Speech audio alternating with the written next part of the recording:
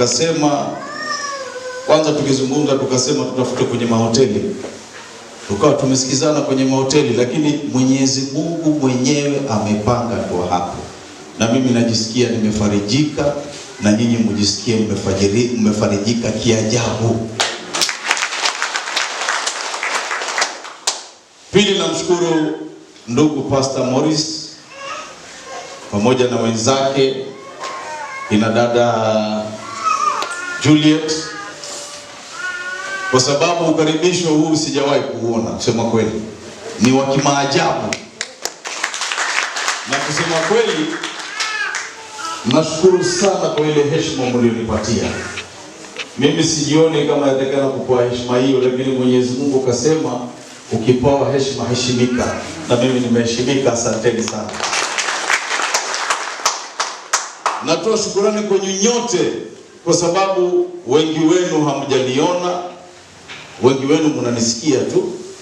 Mashetani ni mtu aina hii, mashetani ni mtu na hii, lakini kwa yale hamu na gamu ya kujua huyu ni mtu aina gani, umewacha wakati wenu, umewacha watoto wenu, umewacha kazi zenu, umefika hapa si kwa sababu nyingine, lakini kunijua na kujua kuna nini na nataka nini. Mimi nawashukuru na Mwenyezi Mungu awabariki sana. Kwa shukrani nikimalizia, na washukuru wale coordinators. Kusema kweli, unaambiwa tenda wema wende zako, kwa sababu utakufuata kule ulipo. Hawa mabwana ambao wamezungumza si kwa sababu ya uwerevu wao, lakini walisikia hamu ya kuwa tunataka tumjue Mashetani, tufanye naye kazi. Na nikaonana nao tukazungumza, lakini dakika kidogo kanipangia mikakati mpaka mimi mwenyewe nikaona maajabu. Nikasema basi hili baraka ya Mwenyezi Mungu imeshuka yenyewe, wacha nishikililie na mimi nikimbie nayo. Na washukuru hawa mabwana kwa dhati ya moyo wangu, kwa sababu kuleta kikao kama hichi si jambo la kawaida. Wengi wengine wakasema hatutaki kwa sababu jamaa ama huyo unaituitia tabia yake tuijua. Lakini mimi nawashukuru, na pia vile vile namshukuru Mwenyezi Mungu kwa kuniongoza kwa ule wakati mchache nimekuwa mjumbe wa Lungalunga kwa yale mambo niliyofanya. Sikutarajia siku moja nitataka ugavana wa Kwale kabisa, lakini nilipewa jukumu na Mwenyezi Mungu, nikasema nilitekeleze kwa dhati. Lakini kama nilivyotangulia kusema, tenda wema uende zako. Leo pamezungumzwa mengi sana na wale wazungumzaji, hata nimekaa pale, wajua kuna yale machozi ya ndani na machozi ya nje. Nimetoka na machozi ya ndani ya furaha ya kuwa yale mambo niliyofanya sikutarajia yatakuja kuzungumzwa kwa wakati huu, na pia natoa asante kwa ushuhuda wale waliotoa. Jamani, kama mlivyoambiwa, mimi naitwa Atibu Abdalla Mwashetani. Mimi ni Mdigo. Mama Mbei wamesimama akasema, ikiwa mtaniita mimi Mwarabu au hata niita mimi Mwarabu, hata yeye atakuwa ni Mwarabu. Mimi ni Mdigo, nimesomea Kwale kama vile Kombo Baya alivyoambia. Nilikuwa Kwale High School, nilikuwa school captain Kwale High School. Nikamaliza nikaenda Moi University. Nikamaliza Moi University, nikasoma masters Moi Universities. Hata sasa hivi niko JKUAT nafanya PhD, na vile vile ni mwalimu nafanya lecture kule. Na haya yote ni kwa sababu nimependa elimu. Sio ni kwa sababu ya chochote, lakini nimependa elimu. Na mimi najua faida ya elimu, na kuna wengine hawakuwa na bahati ya kupata ile elimu, lakini sisi tujijuhudishe, tujishurutishe, tujilazimishe kuhakikisha wale wanaokuja wamepata elimu bora.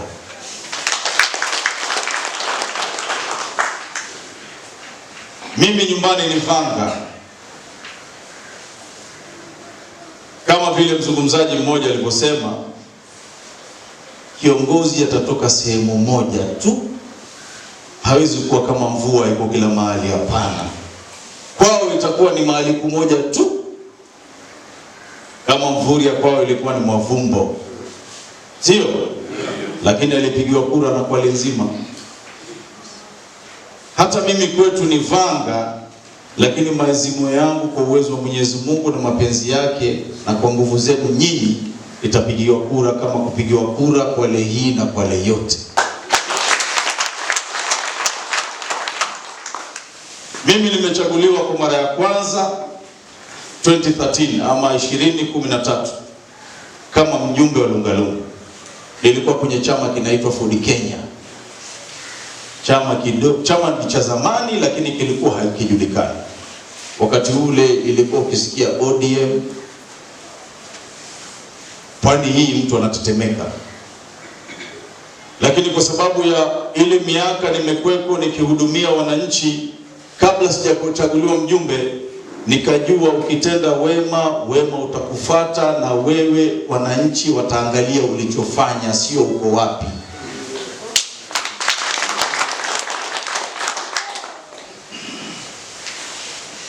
Na nilichaguliwa kwa chama ambacho kilikuwa kidogo, lakini wananchi wakanichagua kwa miaka mitano. Nikasafu ile miaka mitano. Kisha wakati wa miaka mitano nikaona sijatosheka. Wananchi wako na kiu ya maendeleo, na mimi nikiwa opposition siwezi kuwaletea maendeleo zaidi. Nikasema nitoke kule niingie kwenye Jubilee ambayo ilikuwa kwenye serikali ya Uhuru na Ruto. Mimi nilipochaguliwa mwaka wa kwanza, pili nikaruka. Nikaingia Jubilee kwa sababu ya maendeleo yale mnaosikia yako Lungalunga. Kwa sababu uongozi ni akili, uongozi ni uwerevu. Bila kuwa na akili yako mwenyewe na kujua imani wananchi ukiwafanyia wema watakulipa, basi utakuwa unatatizika kila siku. Ndio maana nikawa na ujasiri kuruka kwenye chama ambacho kilikuwa less popular ndani ya pwani, ambacho kilikuwa Jubilee. Lakini kwa imani ya kazi ile niliyofanya mashinani, nikawa sina wasiwasi. Nasema mimi nitaingia Jubilee na wananchi watanichagua nikiwa kule Jubilee. Na naam, nikachaguliwa kwa mara ya pili tena. Mvurya tulipomchagua governor ni kwa sababu tayari alikuwa amefanya kazi social work akiwa Plan International. Tukampa kwa sababu ya trend ama mambo yaliyofanya nyuma.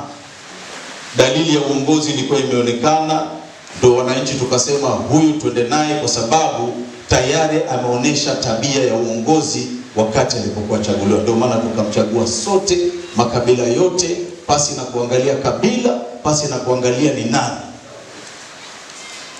kwa ile historia yake. Sisi wanadamu kila mmoja ako na tabia fulani. Hakuna mtu ambaye hana tabia fulani, nzuri na mbaya. Lakini wakati tukiangalia, tuangalie nzuri ni zipi, kwa sababu kuna umuhimu wa kutambua ipi itakuwa na mizani kubwa ili kufae. Kwa sababu experience nilionao mimi kama kiongozi ni kuwa kabla hujachaguliwa huwa una tabia fulani. Na ukichaguliwa ile tabia, ukishachaguliwa kupewa uongozi, ile tabia fulani inapanuka, inazidi maradufu. Ikiwa ulikuwa mkarimu, basi ukarimu wako utazidi kwa sababu nafasi yako imepanuka. Si kweli? Ikiwa ulikuwa ni mtu wa kutoa, basi nafasi itapanuka na wewe utazidi kutoa. Ikiwa mkono ni hivi wabuli, mkono wabuli ule ukitoka huko yazunguka hivi yaingia huko, haitoki hivi. Ikiwa ni mkono wa buli, ukichaguliwa utazidi kuwa mkono wa buli.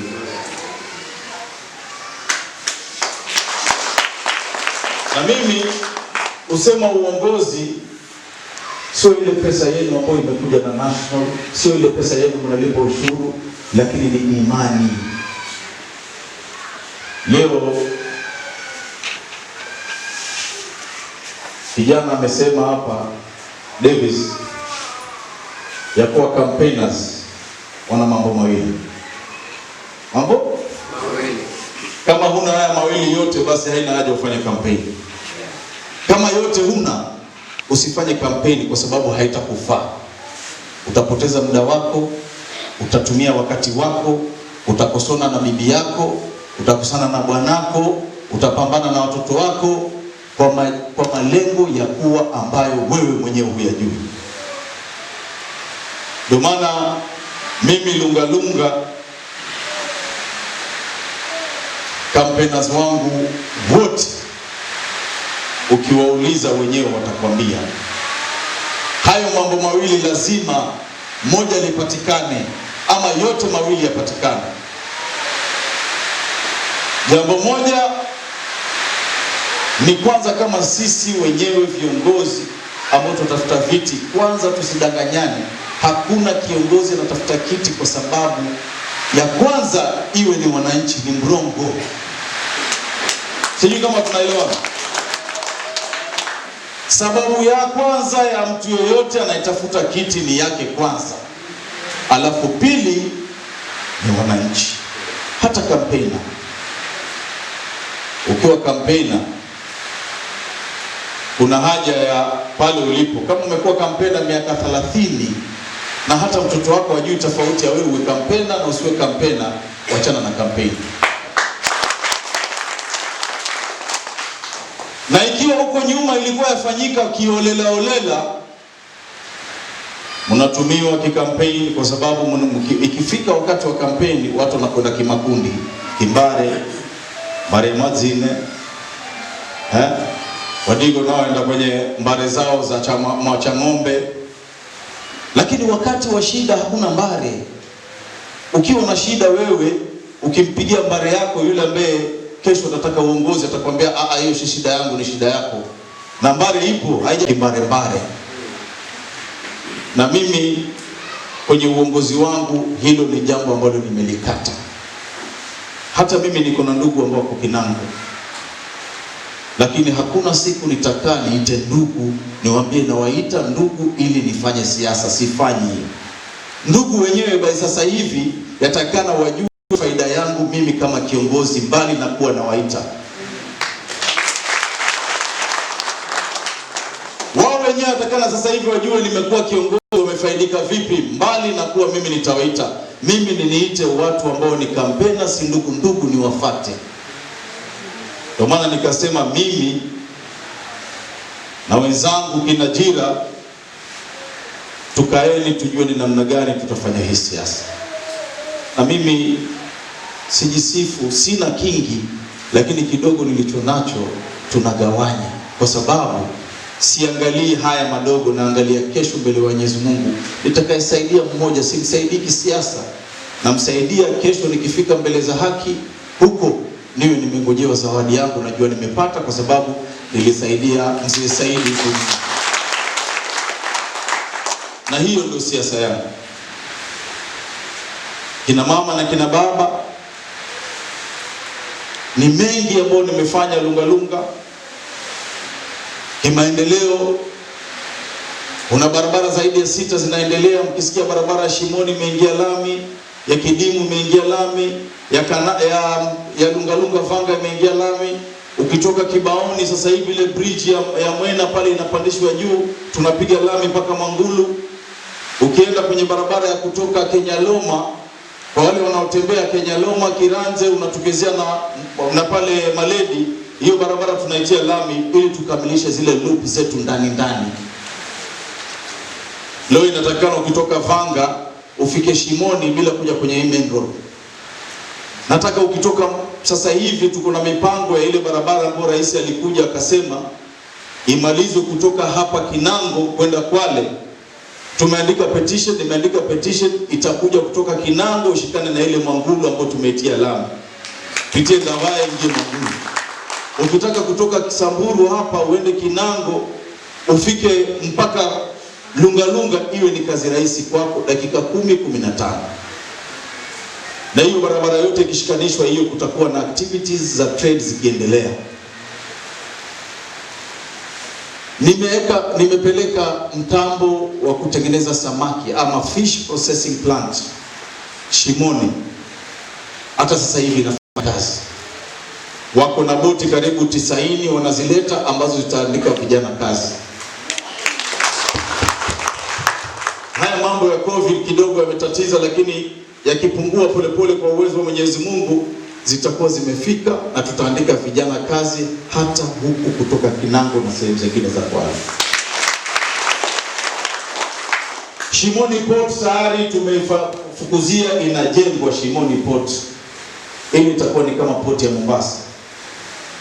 Ikijengwa ile port, na sisi wa Kwale tutajisikia kama tuko na kitega uchumi ambacho kimekaa muda mrefu bila kuanzishwa. Kwa sababu hili ni jambo ambalo lilikuwa lifanywe kitambo, lakini mimi nilichukua concept nikampelekea Rais wa Jamhuri ya Kenya 2015 hapo, na akaliweka katika program, na sasa hivi tayari wamenunua mashamba, washaanza kujenga nyumba za KRA, washaanza kujenga nyumba za KPA, wa sasa hivi wanajenga Shimoni Port yenyewe, wataanza si wakati wote. Yako mengi yale ambayo nikianza kuyasema, mengine ya empowerment kina mama. Kina mama nyinyi mmekuja na mipango kabambe kabisa. Juzi nilikuwa kwenye share out moja, si share out, ilikuwa ni mmoja anavunjiwa. Na zile pesa alizopata zilikuwa pesa nyingi kiasi cha kuwa yeye mwenyewe binafsi atakuwa ametoka hapa yuko kule. Nikafarijika kwa sababu hata ukisaidia mtu mmoja, huyo mtu mmoja atasaidia wengine zaidi ambao wewe utakuwa hukuwafikia. Kina mama mmekuja na mipango kabambe ya kuwa mfanyie michango. Hii michango ni mizuri, mnakaa mwaka mzima mnachanga alafu muje mvunjiwe. Lakini kuvunjiwa huku, mimi hujiuliza, kwa nini msivunjiwe mpaka nyinyi wenyewe mkasikia raha? Kwa sababu kama mjumbe mimi nikija nikitoa 5,000 10,000 nimewasaidia vipi? Mwaka mzima mnaenda mnasaidiana, alafu nikija mgeni wa heshima, meza kubwa kama hii limekaa juu juu, naona hapo nikifurahi, nikitoka natoa shilingi 5,000 ama 10,000. Jamani, si haya ni mambo ya kuenjoyana? Haya ni mambo lazima yabadilike Kwale. Amen. Kwale lazima abadilike. Mimi nimesema hivi, mimi nikienda kwenye michango yangu, upenda nifanye kitu, mkiondoka mjisikie mmefarijika. Hata mkiuliza, hata yule Mama Mbeyu watawaambia, mimi nilikuwa nimesahau Mama Mbeyu kuhusu Mwamdudu. Nilikuja kitambo ikawa imenitoka kabisa kama nishawahi kuja mpaka Mwamdudu. Nikija sitoi pesa hela hati sijui shilingi 5,000 10,000, 50 mpaka 100, nikiwa vizuri 150. Sasa mimi ninauliza, je, nikiwa gavana vitakuwaje?